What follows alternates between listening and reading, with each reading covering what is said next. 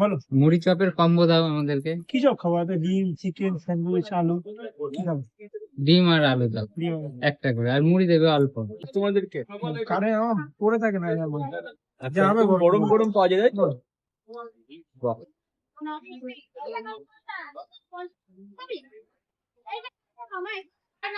এটা ডিমের চপের দাম কত?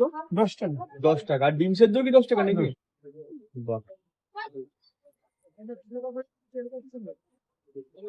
দাদা, দোকানে যাবতীয় চপের আইটেম কি তুমি নিজেই তৈরি করো? না না, মা করে। আচ্ছা, আমি খালি দোকানে কাজ করি।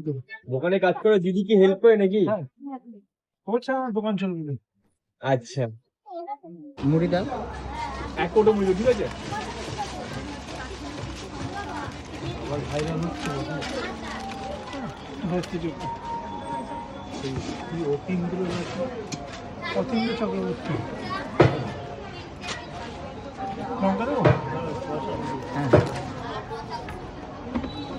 পয়সা দিচ্ছি। হ্যাঁ আছে।